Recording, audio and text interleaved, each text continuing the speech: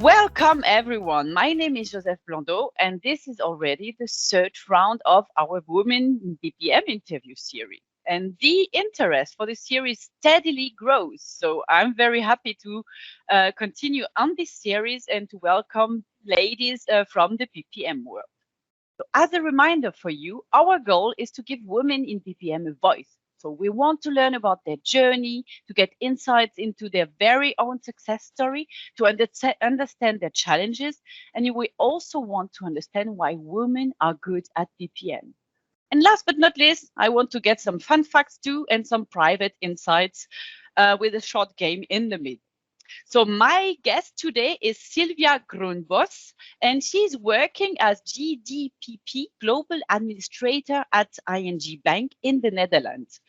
It's a pleasure to have you today with me, Sylvia. So welcome and thanks for your time. Thanks for the invitation, Joseph. Thank you. And so that we both get, warmed up and started, maybe we could just start with you telling me a little bit more about your background, your story. And in that, if you have the time, maybe something, someone who inspires you, drives you, especially. Okay. Well, you stated Sylvia Groenbos. I'm a single mom, 15 years old, 2 children. One of them already moved out, and the other one living with me part-time. From my background, I never pictured myself as an IT person, so I was always more interested in languages. And so I'm looking at my work career. I started as a secretary in an HR department with one of our famous Dutch brewers. And after that, I moved to the export department as an export assistant. And after 8 years of more commerce, I made a step to IT. And to be honest, that's where I found my real passion, being process management. And then especially ARIS. There have been 2 persons that really inspired me, or they still kind of do. And they really laid the basics with me, with my ARIS knowledge, my getting interested in the tool, in the platform as a whole. And they did very well in training, and somehow they are still at the back of my mind with whatever thing I do to make them kind of proud, although they don't always know what I do, but it's something that still drives me. And I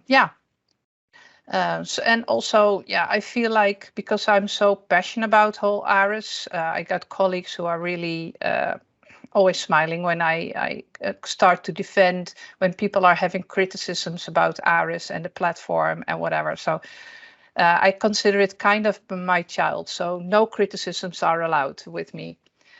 And so that's all my work for ARIS. And I always like to be the ambassador in respect of that, to the other people in the company, in the department, to spread the word.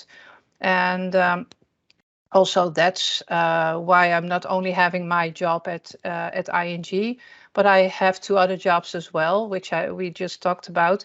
One of them is that I'm a treasurer at the AGNL, that's the ARIS user group in the Netherlands. And only recently I was asked if I would like to be, and of course I did, to become the vice president of the ARIS international user groups. So I heard you told me, Madam Vice President. Yeah, that's what the current vice president is calling me all the time. Indeed. Okay. Madam is good. I love it. Maybe you want to tell me, before we really start, a little bit more about what you are doing at ING, your biggest achievements there, and what you're driving there. Yeah. Yeah, when I started at ING in 2018, I started as functional application expert. So indeed, doing all the functional stuff like conventions, that work, filters, etc. And already after a couple of months, I was thrown into the deep to be part of the development program for our structural solution for GDPR in Iris Connect. I also did a presentation, by the way, about that in Riga.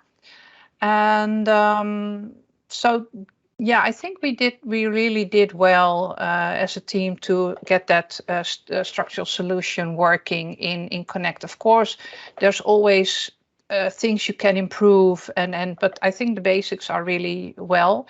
And that was quite an achievement, I think, for the team.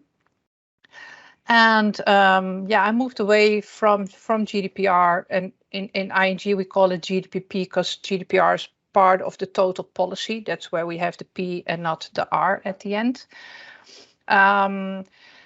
So I moved a bit to something else in Iris, being called role-based visualization. I started that up as well. A colleague of mine has now taken over, because when the program stopped for GDPP, it became business as usual. So it moved from the program team to the CDMO, the data management department. And actually, I was asked to help creating the job description for the vacancy they had for that global administrator. And while creating it, I thought, but this is me. My name's got written all over it. So I created it and then applied for it and got the job. So that sounds so great. So that shows that passion brings to success, or to do what you want and what you like. Yeah. So then in this job, I'm more like being the linking pin between the business, so the business DP offices and the ARA support squad. So making both worlds meet, IT and business meet, and getting requirements clear and all kind of work in that area there. Isn't it exactly the reason why women are so good at BPM? Because they're connecting the dots somewhere? Yeah, like understand reading people. That's also what I've been thinking. So why women in BPM? Women in so what qualifies women so good at BPM and at the whole process management? And I think that it's yeah. Of course, I don't want to dismiss. I mean, it's generalizing, and there's always, of course, like. Maybe they don't like the way I name it, but like feminine men, they have more female, whatever feelings, whatever, being empathetic, have empathy, and read between the lines, and then translate that into kind of IT language for the support squad, so for the developers, and to understand what the exact requirements are. So people can state in one sentence what they want. I want a dashboard, but then, asking further and reading between the lines what they really want. And then in what I said, translate that. So it comes back to language anyway, where I started with. So yeah. Oh, I have another question, but afterwards for that, because I just want to jump on your point.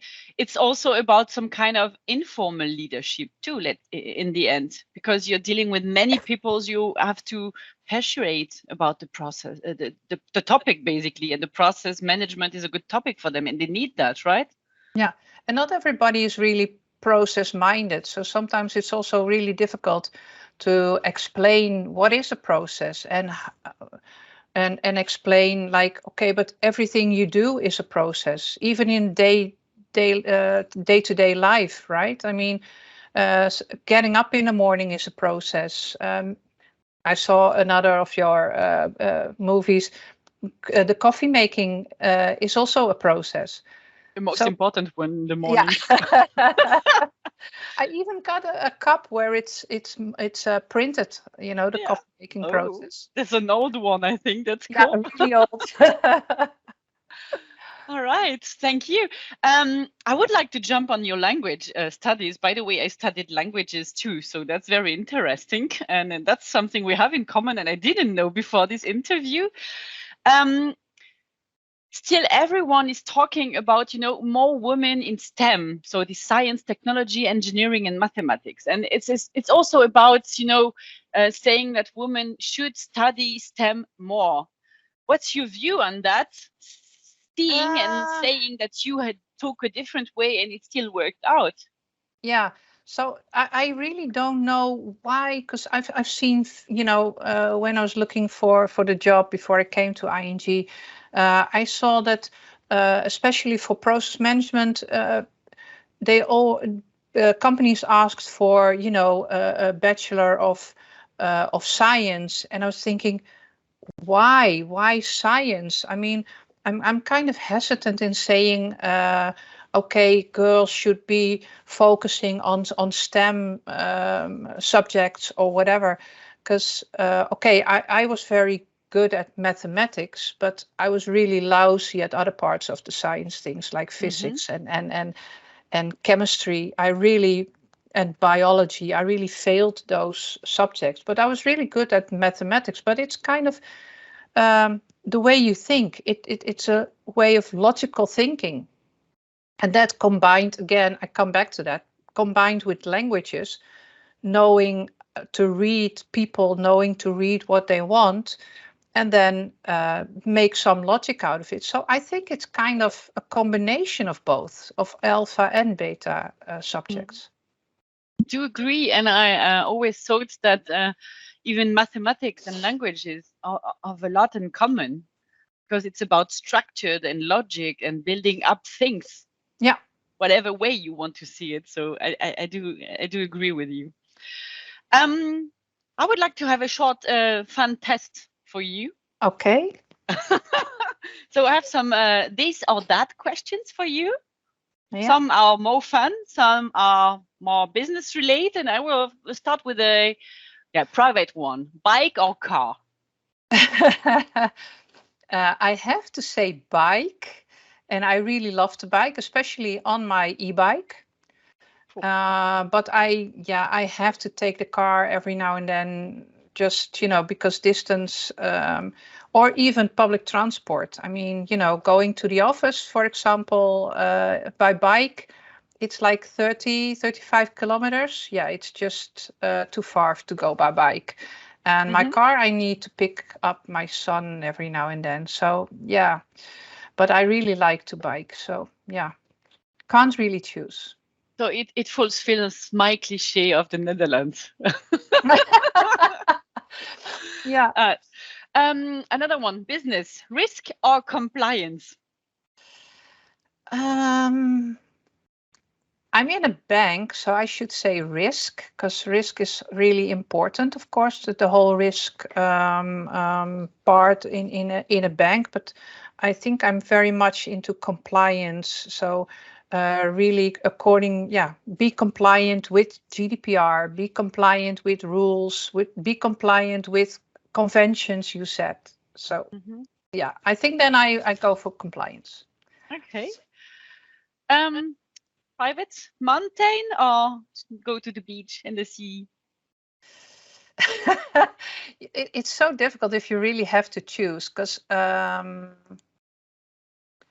like nature. So yeah, but then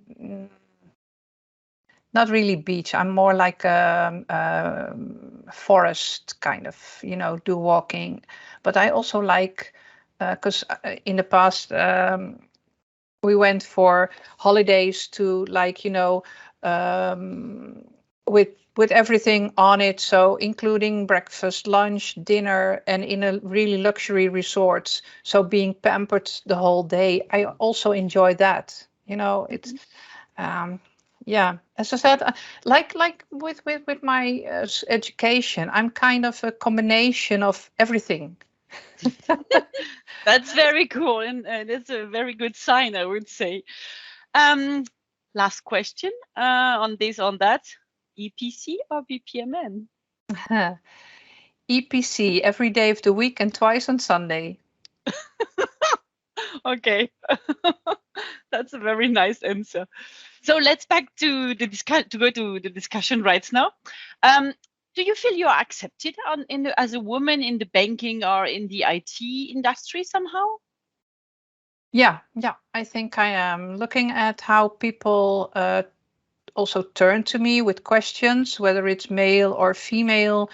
And I think that also with ING, the whole diversity and inclusion part is really important with us. So you see quite a lot of people in BPM actually as customer journey experts and product owners. And yeah, so I think that looking at this company and department, I think that I'm really as a woman really accepted by them. Yeah. You mentioned it a little bit before, but if you would summarize that, what do you like especially about your job? What makes it really cool for you?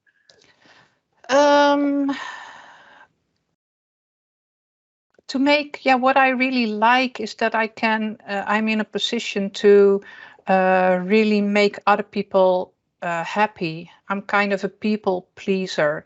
So I like to make other people happy and let them improve and get better at what they do.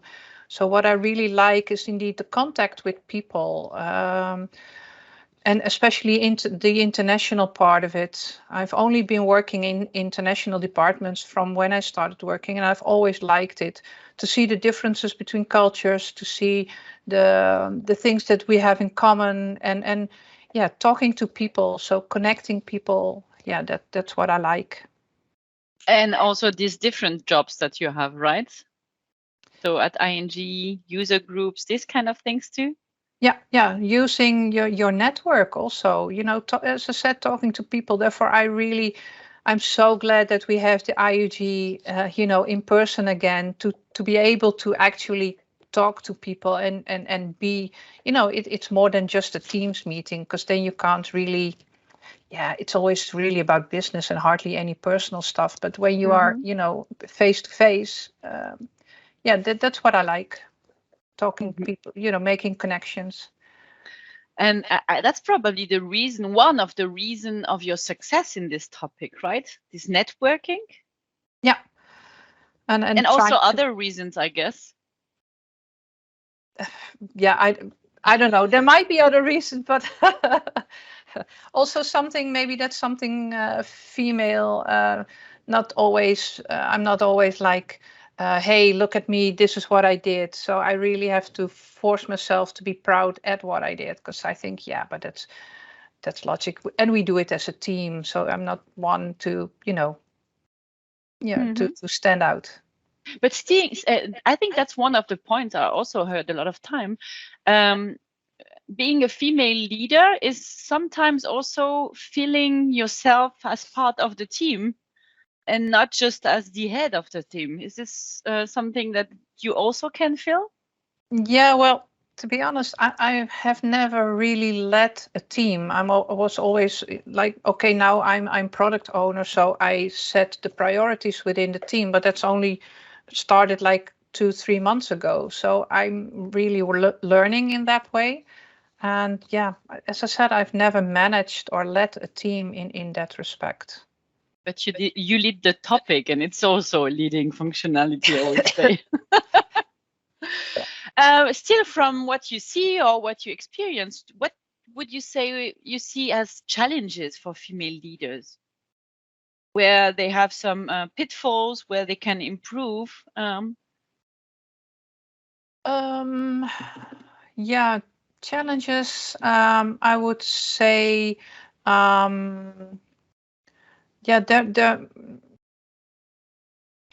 they're not always taken seriously, or I think that challenges for women are more that women always tend to feel like they have to be aggressive, be loud to be heard, be, I don't know if the saying is correct in English, but I translate like have hair on your teeth, like being, assertive. Yeah. And I think that being yourself is the most important thing. And yeah, I think still that empathy goes a long way. You know, being open and I'm quickly in telling things about myself, and maybe sometimes I'm telling too much. But you know, being open about yourself, about your feelings, and show that you're vulnerable. Yeah, you always get things back as well. I fully agree. Being authentic is probably one of the main things that we can bring. That's true. And that also goes along with this work-life balance with being a woman at home or a mom, as you stated. So you're a mom of two, and being another person in the job won't work, I would say. But coming back to this work-life balance, so you're a mom, you had two children. How would you say, or how did you manage to get this balance somehow? While working in the office, you really had, you know, separate worlds. So then I think, although, yeah, you know, leaving the office, going home, you could really take distance, and then you really had two worlds, and then you could really balance. I think that in the period now, these last 2 years working from home, the balancing became more difficult because the work, especially when you're sitting alone. As I said, my daughter, she left home already. She's living on her own, and my son is here 50% of the time. So the days that he's not here, yeah, the division between work and private life gets really much more blurred because you make more hours, you tend to work longer hours, longer days. So the work-life balance, yeah, you really have to pay attention to it. And also I really try, so once a week I do yoga classes, for example, and you know, really take distance and try to work out the balance, but it's not always easy. And also taking care about yourself in the end then, no? Oh yeah. Something we could learn. Yeah, that's also something, right? That's something. Cool. I would have one last question. Why do you think the world needs more women in BPM?